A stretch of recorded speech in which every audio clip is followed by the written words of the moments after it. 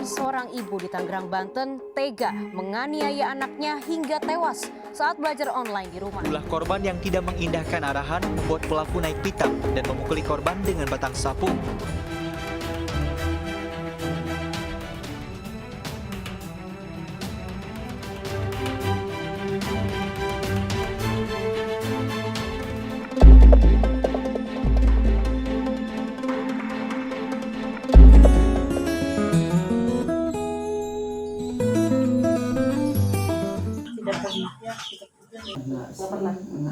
Nggak pernah ya, Bu?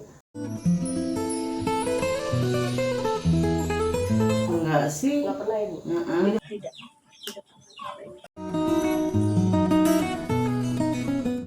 Orang tuanya tidak memahami dan tidak sabar menghadapi anak. Kalau misalnya main pulang lambat, Neng kenapa sih lambat gitu, gitu ya. Kalau yang sore-sore gitu kan, gitu aja. Sampai ini tangan katanya ya. Jadi kita lebih sabar ya, Bu? Iya. Bersabar dalam menghadapi anak dalam belajar online. Anak harus dipelajari secara perlahan-lahan supaya lebih memahami pelajaran online itu. Orang tua dan anak harus kompak. Orang tua harus lebih sabar. Jangan mudah putus asa sehingga antara anak dan orang tua bisa saling memahami dan saling beradaptasi dengan keadaan yang ada. Ini sendiri Mandiri ya, Bu?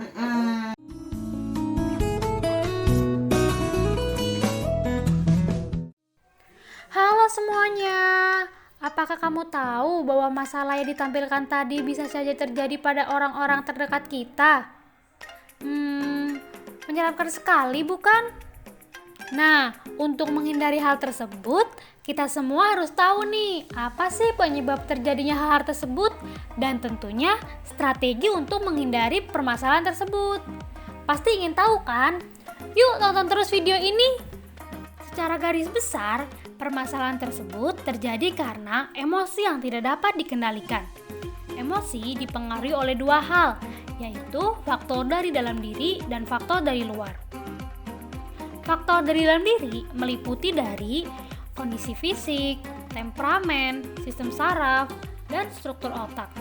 Sedangkan untuk faktor dari luar, yaitu meliputi pola asuh, kebudayaan, anggapan dari keluarga tentang kapan, di mana, dan bagaimana emosi dapat diungkapkan. Perlu diketahui bahwa kedua faktor ini saling mempengaruhi. Misalnya, ketika orang tua menenangkan anak yang menangis, sebetulnya orang tua sedang membantu anak untuk menurunkan kadar hormon stres mereka. Beberapa faktor yang mungkin menjadi penyebab terjadinya permasalahan tersebut diantaranya adalah: yang pertama, orang tuanya tidak sabar dikala anaknya sulit memahami materi sekolah. Seperti yang kita ketahui, bahwa pandemi ini mengharuskan siswa dan siswi untuk melakukan pembelajaran secara daring. Namun, siapa sangka bahwa pembelajaran daring ini menimbulkan masalah yang berdampak pada anak. Menurut data yang dihimpun dari Sistem Informasi Online Perlindungan Perempuan dan Anak, dari tanggal 1 Januari 2020 hingga 23 September 2020, bahwa kekerasan terhadap anak di Indonesia sebanyak 5.697 kasus dengan 6.315 korban, menurut kompas.com. Dan faktor yang kedua, yaitu anak sulit diberitahu dan sering bermain keluar rumah.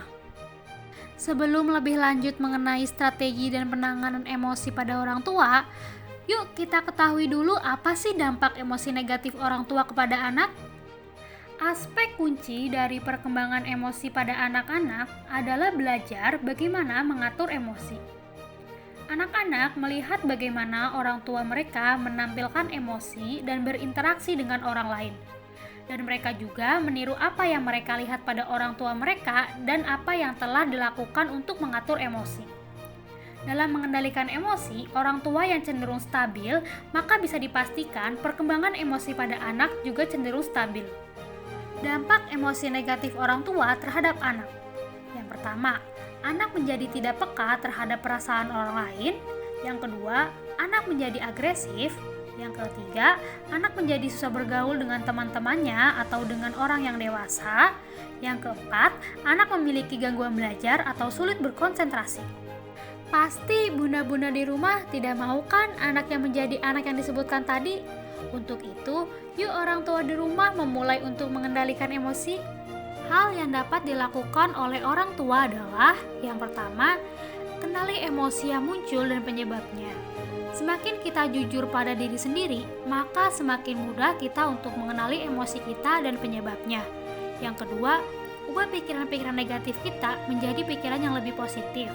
Yang ketiga, jangan takut untuk menyampaikan pikiran kita kepada orang lain.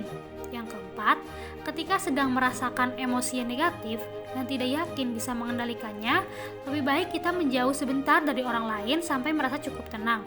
Yang kelima, latihlah kemampuan mengelola emosi kita setiap hari.